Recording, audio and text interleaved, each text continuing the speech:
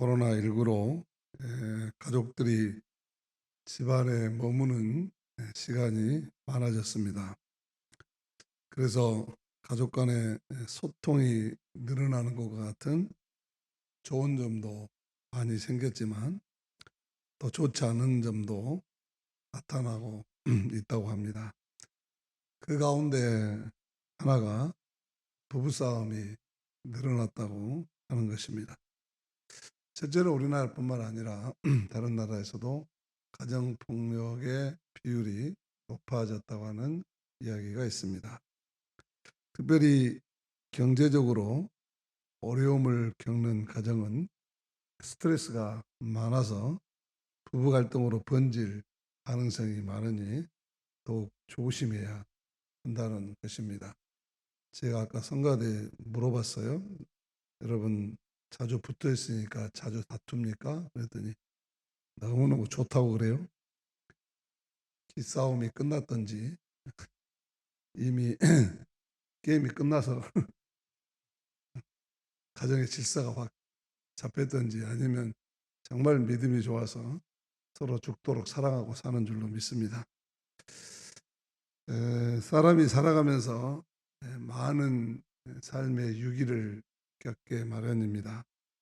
그런데 그 위기 중에 가장 근본적인 위기가 가정의 위기입니다.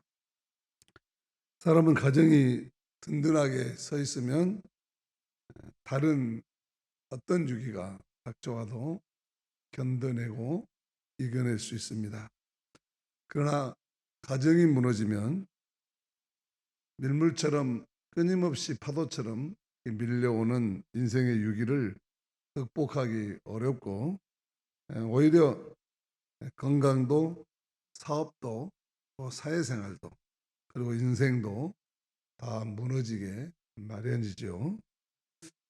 그런데 안타깝게도 오늘날 적지 않는 사람들이 좋은 집에서 옛날보다 훨씬 더 환경이 좋은 데서 살고 있지만 좋은 가정을 그에 결맞는 좋은 가정을 갖고 있지 못하다고 하는 것이죠. 하우스는 굉장히 좋아졌는데 홈은 오히려 병들어 있고 평안이 없고 행복이 없는 가정이 적지 않다고 하는 것입니다. 그래서 미국의 조지 스위팅이라는 신학자는 현대인들의 가정은 정원이라기보다는 정글이 되어가고 있다. 그렇게 지적한 바가 있습니다. 오늘 성경에는 이 인생과 역사의 위기를 동시에 극복한 아주 모범적인 가정 이야기가 나오고 있습니다. 가정의 달 5월을 보내고 있는 우리들에게 시기적절한 말씀이기도 합니다. 오늘 말씀을 통해서 각 가정마다 코로나 스트레스를 극복하고 건강하고 행복한 가정을 든든히 세우는 은혜가 있기를 축복합니다. 성경에 나타난 행복한 가정들의 공통점이 있다면 그것은 하나님께서 개입하시는 가정이라는 것입니다. 아브라함의 가정에 하나님께서 그 희망이 없던 그 가정에 노후에 개입하셔서 그들을 불러주실 때 그들의 행복이 깃들었고 복의 근원이 되었습니다. 이삭의 가정에도 하나님이 개입하셔서 출생의 기적이 일어남으로써 비로소 그 가정에 웃음이 찾아왔습니다. 욥의 가정에도 하나님이 개입하심으로 잃어버린 축복보다 더 갑절에 크고 좋은 삶을 회복합니다. 한나의 가정도 하나님이 개입하셔서 태문을 열어주실 때 비로소 억울하고 심란했던 인생이 끝나고 삶이 회복되었습니다. 이렇게 성경에는 하나님께서 개입하심으로 놀라운 은혜가 일어난 가정 이야기가 많지요. 특히 신약에서는 사람의 몸을 입고 오신 예수님께서 개입하시는 곳마다 가정의 기적을 경험하게 됩니다. 가나의 결혼잔치집에는 포도주의 기적을 베풀어서 인생의 삶에 흥이 떨어질 때, 삶의 위기가 닥쳐왔을 때 그들의 삶을 치료해 주시고 회복시켜 주시는 기적을 베풀어 주시죠. 베드로 장모의 열병, 스노보기의 여인의 딸의 귀신 들린 것을 고쳐주셨고, 나인성 가브의 아들과 해당장 야이로의 딸을 살려주시고, 나사로의 가정을 불행해서 건져 주십니다. 오늘 말씀도 그런 가정 중에 하나입니다. 제사장 사가랴와 엘리사벳의 가정입니다. 부인 엘리사벳은 아이를 낳지 못하는 서러운 그늘 속에 살고 있었습니다. 7절 말씀입니다. 같이 읽습니다. 엘리사벳이 잉태를 못함으로 그들에게 자식이 없고 두 사람의 나이가 많더라. 한마디로 희망이 없는 가정이다. 별 볼 일 없는, 아니 별 볼 일 끝난 가정이다. 그런 이야기죠. 그런데 하나님께서 개입하셔서 귀한 아들을 낳을 뿐만 아니라 그 아들이 부모에게는 자랑이요 기쁨이요 부모에게는 한없이 영광스러운 일이 되었습니다. 신비한 기적을 체험한 것이죠. 출생의 기적이 일어났고 인생이 회복되는 치유의 기적이 일어났습니다. 21세기 험난한 시대를 살아가는 우리들에게도 그 어떤 것보다 하나님께서 개입하시는 은혜가 필요합니다. 그래서 부부관계의 개선을 위한 기적같은 은혜, 자녀들의 진로를 열어가시는 기적같은 은혜, 건강을 지켜주시고 치료해 주시는 기적같은 은혜, 가정의 경제를 돌봐주시는 축복의 은혜가 필요합니다.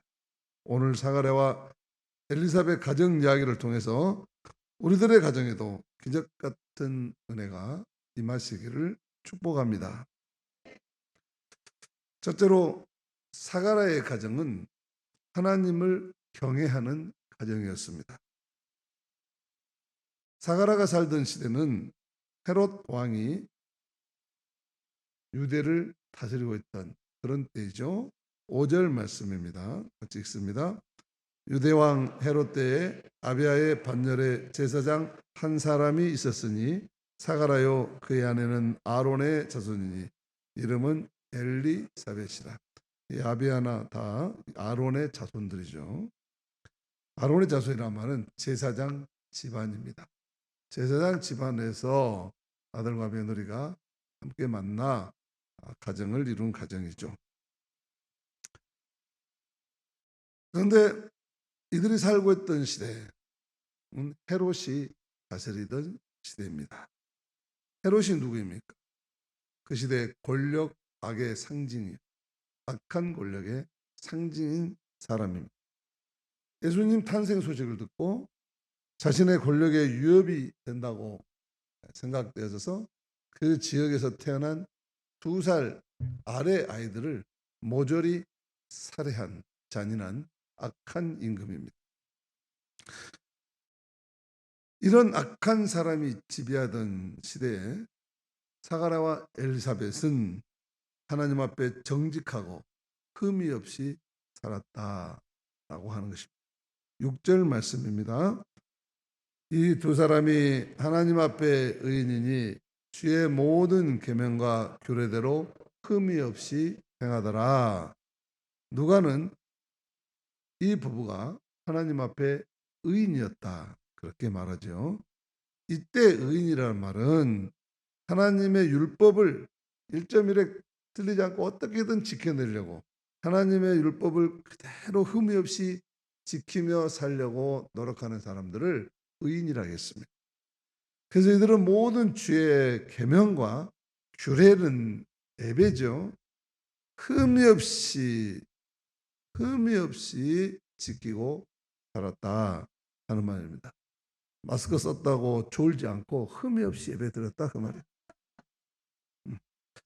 한마디로 하나님 말씀에 순종하며 하나님을 경외하는 가정이었다 하는 것입니다. 사가랴와 엘리사벳은 밖으로는 악이 행패를 부리는 시대임에도 불구하고 또한 안으로는 자신들에게 아이가 없는 절망적인 상황에서도 흠잡을 데 없이 하나님 말씀에 순종하는 신앙생활을 하면서 어리석으리만큼 충실하게 하나님을 경외하는 믿음을 지켜나갔다 하는 것이죠. 여러분, 결코 쉽지 않는 일입니다. 오늘같이 날씨가 좀 찝찝하고 마스크 쓰고 있으면 어떻게 졸음을 이길 수 있겠습니까? 보통 어려운 일이 아니에요. 이게 결코 쉬운 일이 아닙니다. 여러분 예수가 앉아있는 줄로 믿습니다. 누구나 할 수 있는 일도 아니에요. 이렇게 어려운 시대에 자기 혼자 양심을 지키고 산다는 것이 얼마나 어려운 일입니까? 그런데 그렇기 때문에 쉽지 않는 일이고 누구나 할 수 없는 일이기 때문에 누가는 이런 가정에 하나님의 은혜가, 기적 같은 은혜가 임했다 그렇게 말하는 거예요. 하나님의 은혜는 그렇게 싸구려가 아닙니다. 값비싼 대가, 값으로 따질 수 없는 십자가의 은혜 아닙니까? 오늘 우리의 가정에도 이런 거룩한 경건과 은혜의 기적이 있기를 축복합니다.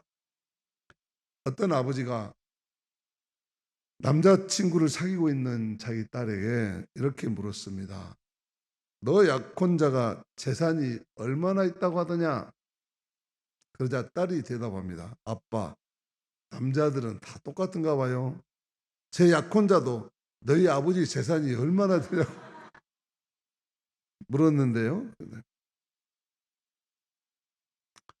이 남자들은 가정이 행복하려면 돈이 있어야 한다고 생각하는 것 같습니다. 그러나 인생을 살아본 사람은 꼭 그렇지만 않다는 것을 잘 알죠.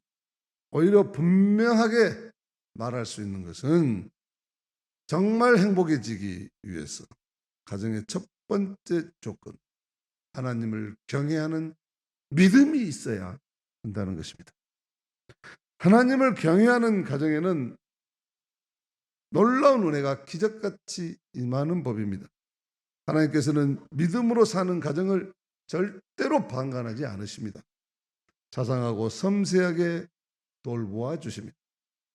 시편 시인은 37절 25절 말씀에서 의인의 후손이 걸식하는 것을 허락하지 않는다 단정적으로 말하고, 또 112편 1절 3절에서는 하나님을 경외하는 가정에는 그 후손이 이 땅에서 능력 있는 사람이 될 것이며 부귀와 영화가 반드시 깃들 것이다 보장해 주고 있습니다. 그렇습니다. 하나님을 진실로 경외하는 순수하고 경건한 믿음의 사람들에게는 생명의 기적과 생활의 부흥이 있을 줄로 믿습니다. 오늘 우리 모든 가정마다 생명의 기적과 생활의 부흥이 일어나기를 축복합니다. 둘째로 사가랴의 가정은 기도하는 가정이었습니다. 가정은 빙산 같다고 하죠. 빙산 위에는, 바다 위에 떠 있는 것은 조그맣지만 바다 밑에는 큰 얼음 덩어리가 깊이 잠겨 있습니다. 우리네 가정들도 겉보기에는 평온하고 행복한 것 같지만 그것은 빙산의 일각이고 그 속사정과 내면에는 많은 문제들을 안고 살아가고 있다는 것입니다. 문제 없는 가정 없고 걱정 없는 가정 없습니다. 부부 가운데 문제 없는 부부, 걱정 없는 부부는 공동묘지 한번 있다 합시다. 신앙생활 잘하던 사가랴와 엘리사벳 가정에도 아이가 없는 걱정이 있습니다. 그런데 이들 부부는 이 어려운 삶의 문제를 오직 기도로 풀어가고 있다는 것입니다. 오늘도 기도하는 가정에 하나님의 은혜가 기적같이 임합니다. 13절 말씀입니다. 천사가 그에게 이르되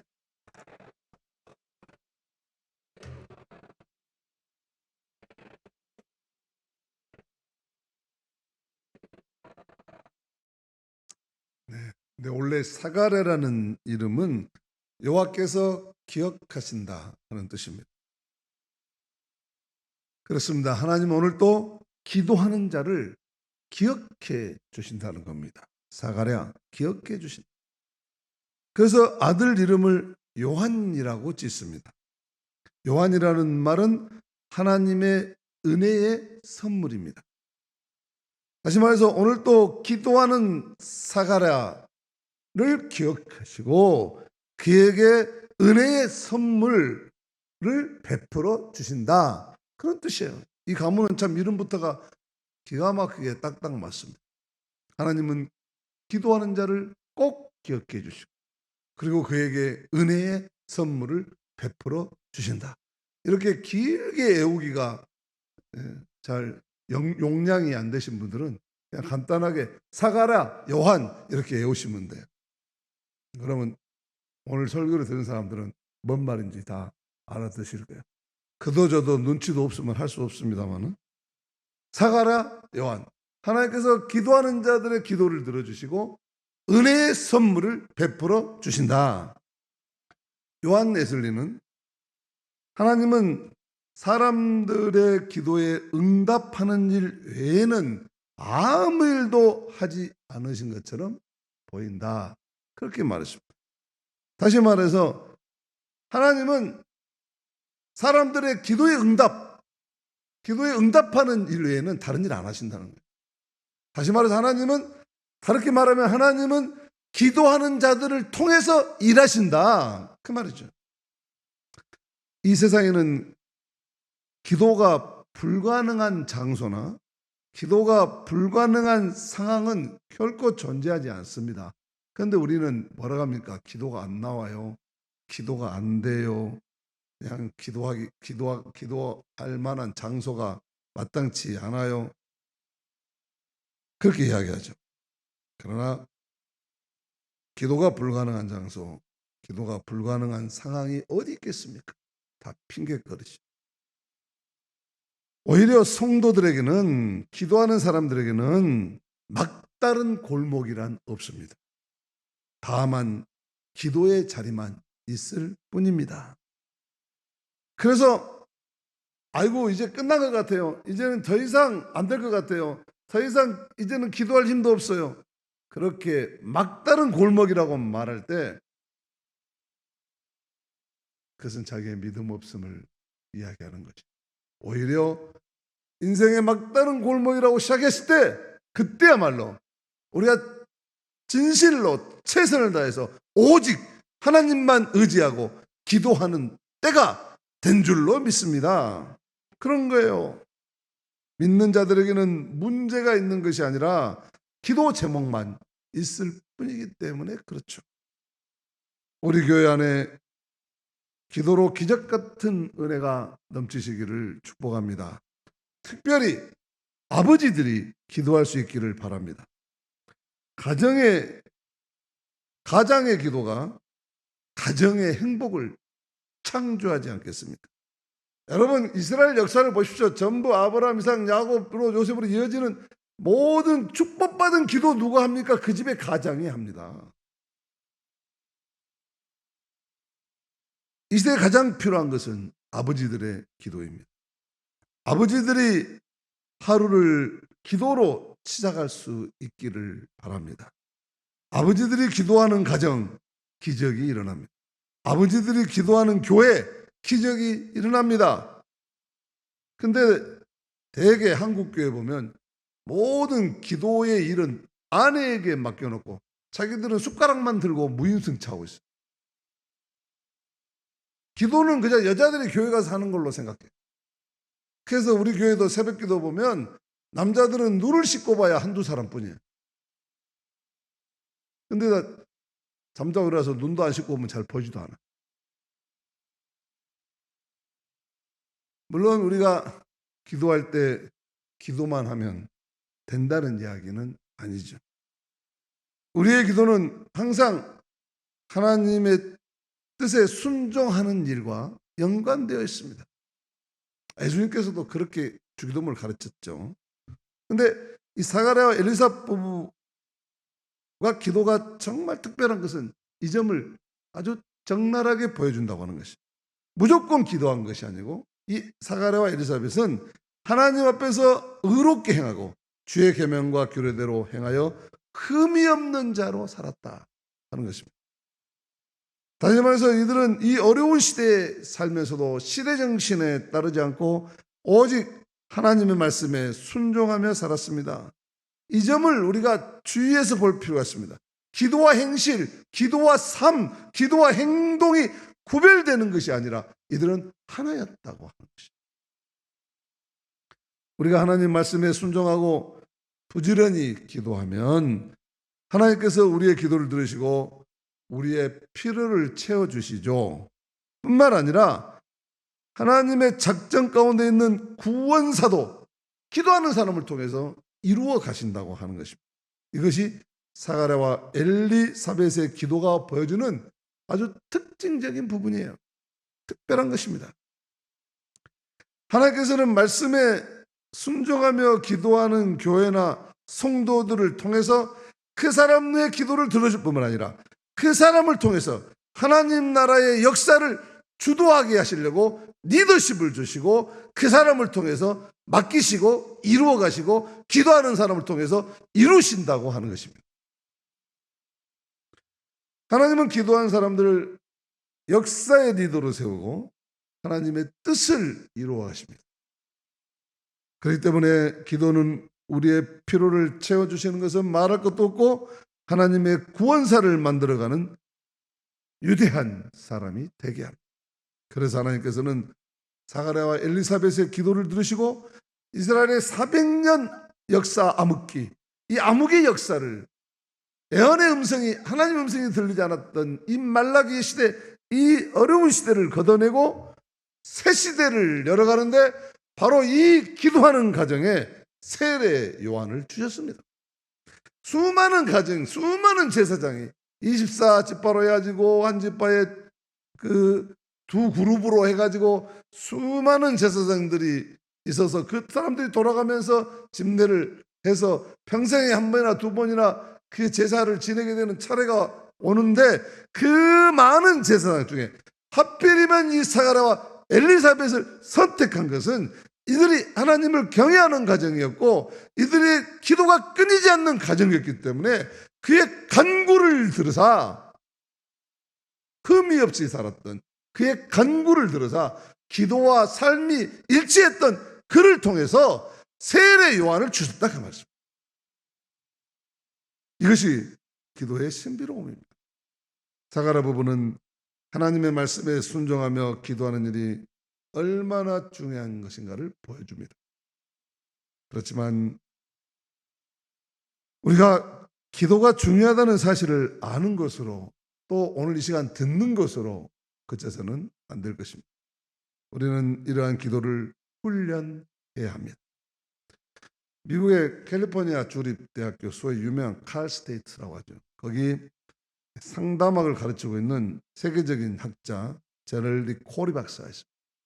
이 코리 박사가 하는 이야기 중에 아주 중요한 수많은 문제 있는 사람들을 상담하고 그들을 고치고 하면서 자기가 이 실질적으로 체험한 그런 그 학문적 결론 또 체험한 결론, 임상의 결론을 딱 몇 마디로 정리했는데 이렇게 말했습니다.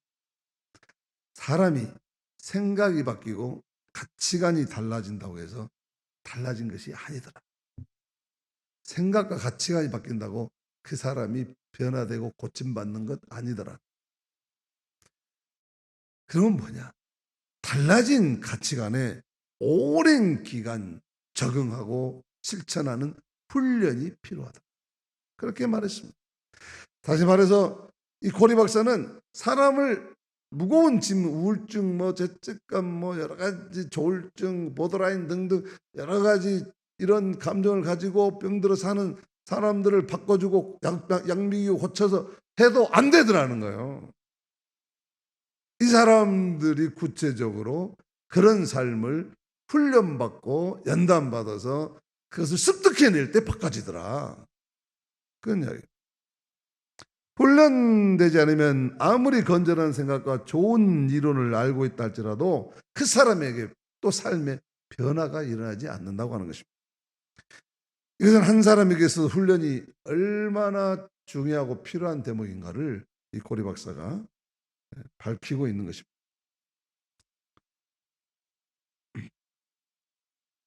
기도 마찬가지입니다. 훈련해야 합니다. 다른 모든 일과 마찬가지입니다. 우리는 때로 일하다가 하기 싫을 때가 있죠.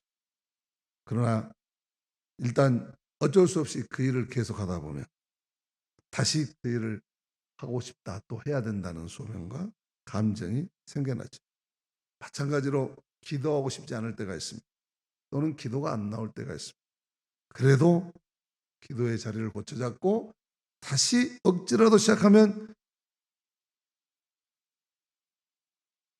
바울이 말했던 것처럼 내가 말할 수 없는 이 기도가 안 될 때 성령께서 말할 수 없는 탄식 나와 함께 해주셨어요. 나에게 빌 바를 알려주신다. 그랬습니다. 기도하기 시작하면 계속하고 싶은 감정이 생기고 기도의 즐거움, 기도의 신비로운 세계를 다시 맛보기 시작하는 것이죠. 그래서 우리는 기도하는 훈련을 해야 합니다. 여러분, 제가 이번에 한번 실험해서 이제는 자신 있게 제가 이야기할 수 있어요. 여러분, 코로나로 인해서 우리가 온라인 영상 예배를 드리니까요. 제가 가정마다 온라인 영상 예배를 어떻게 좀 잘 드리나 여러분 말 안 했어도 제가 다 나름 알고 있어요. 영안으로 보니까 다 보입니다. 첫째 주 3월 8일에는 교회에 온 것처럼 옷도 입고 폼도 잡고 예배드린 가정이 많았습니다. 15일, 20일 넘어가면서 옷도 대충 입고 이제 시간도 대충 정하고 자기 편할 대로 아주 늘어져서, 그래서 그나마 시간이라도 재서 드린 사람, 그래도 괜찮은 사람 점점 줄어들어 숫자. 그래서 이게 3달만 넘어가면 교회 문 닫겠구나, 그런 생각. 사람은 뛰어가다 보면 걸어가고 싶고, 걸어가다 보면 앉고 싶고, 앉다 보면 어때요? 눕고 싶고, 눕고 싶으면 그 다음에 어떻게 돼요? 자고 싶고, 그러다 보면 어떻게 돼요? 여러분 알란가 몰라 DJ라고 그러는 거예요. 타성해졌는 거예요. 점점 타성해져는. 깨어 있어야 돼. 훈련해야 돼. 진짜 값지고 진짜 귀한 것을 얻기 위해서는 땀 흘려야 돼. 거기에 노력해야 돼. 에너지를 들여야 되는 거예요. 기도도 마찬가지. 그래서 하나님은 우리의 기도를 통해서 우리들의 삶도 역동적으로 이끄시지만 더 나아가서 하나님의 거룩하신 뜻을 이루도록 인생의 아름다운 결과를 보게 해주실 줄로 믿습니다. 우리의 기도를 통해서 하나님의 구원을 이루고 불의하고 어두운 시대를 밝혀나가는 놀라운 인생의 변화를 보게 되는 저 여러분들 되시기를 축복합니다. 마지막으로 셋째죠. 사가랴의 가정은 성령 충만한 가정이었습니다. 15절 16절입니다. 같이 읽습니다. 이는 그가 주 앞에서 큰 자가 되며 모태로부터 성령의 충만함을 받아 이스라엘 자손을 주 곧 그들의 하나님께로 많이 돌아오게 하겠습니다. 여기서 모태로부터 성령 충만함을 받았다, 그렇게 말합니다. 요한이 엘리사벳 어머니 뱃속에서 자기가 직접 성령 충만한 게 받은 게 아니고 누구를 통해서? 모태를 통해서, 어머니의 신앙을 통해서, 어머니의 충만함을 통해서 모태에서부터 성령 충만을 받았다. 무슨 말입니까? 이 엘리사벳과 사가랴의 부부는 성령이 충만한 사람들이었다는 것이죠. 성령이 충만한 가정이었습니다. 이렇게 부모가 성령이 충만하니 아들 요한은 뱃속에서부터 성령 충만합니다. 그래서 많은 생명을 주께로 돌아오게 하는 기적을 일으키는 인생이 되었다는 것이죠.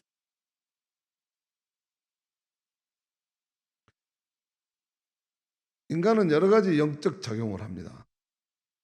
습득하고 공부하고 배우고 경험하고 하는 것 속에서 인간의 인식론적 사고가 돌아가죠. 그래서 인식한 만큼 실천하게 되어 있습니다. 그런데 이 인간의 사고의 기능을 하나님의 말씀을 인식하고 하나님의 말씀의 빛 아래서 살 때 성령이 그 말씀을 통해서 우리들의 생각과 우리들의 사고를 주장해 주십니다. 성령은 우리에게 기쁨을 주고 평화를 주고 세상을 창조하는 능력을 줍니다. 하나님은 이런 성령 충만한 사람을 쓰십니다. 그래서 금세기 최고의 심리학자가 누굽니까? 구스타프 칼 융. 이 사람이 이렇게 말했어요. 사람이 건강하게 살려면 무엇보다 영이 건강해야 합니다.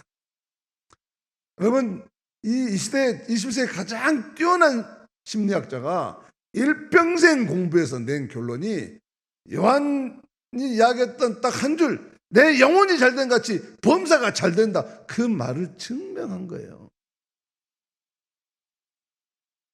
성령 충만하면 영혼이 건강해집니다. 성령 충만할수록 능력이 나타납니다. 육체의 질병도 상한 마음도 치유받습니다. 우울증으로 시달리지 않습니다. 열등감으로 시달리지도 않습니다. 교만하지 않습니다. 오히려 더 겸손해집니다. 인격이 성숙합니다. 어떤 암울한 환경 속에서도 역동적인 삶의 힘을 갖습니다. 역경을 이깁니다. 약점을 극복합니다. 찬양하고 기쁘고 평화롭게 살아갑니다. 그래서 하나님과 인류와 사람 앞에 쓰임받게 되는 줄로 믿습니다. 하나님은 이렇게 성령 충만한 사람 반드시 쓰십니다. 우리 교회 모든 성도들에게 이런 축복이 있으시기를 축원합니다. 사랑하는 성도 여러분, 코로나 이후의 시대 어찌 될까? 많은 학자들이 말하지만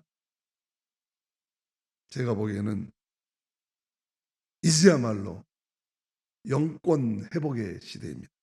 왜냐하면 인간의 영혼이 병들어서 자연이 멍들었고 바이러스가 독해졌고 세상이 바쁘게 되었습니다. 그렇기 때문에 이제는 인간의 욕망과 이기의 질주를 멈추고 세상을 아름답게 창조하신 하나님을 바라봐야 됩니다. 원래 지으셨던 창조의 질서로 돌아가야 합니다. 우리가 사가랴와 엘리사벳의 집이 되고 가정이 되어야 합니다. 우리의 현실이 아무리 어둡고 희망이 없어 보여도 하나님을 경외하는 예배에 열심하고 말씀에 흠이 없게 살아가려고 최선을 다하고 끊이지 않는 기도와 성령 충만함을 추구하고 살아가는 가정과 공동체를 세워야 합니다. 그래야 모든 생명을 주께로 돌아오게 하고 병든 세상을 고치는 새롭게 세우는 생명 사역을 실천하는 제2, 제3의 세례 요한들이 나타나게 될 것입니다. 우리들의 가정과 교회에서 세례 요한과 같이 하나님의 구원사에 크게 쓰임받는 귀한 인물들이 바로 여기서 여러분 가운데서 많이 탄생하시기를 주님의 이름으로 축복합니다.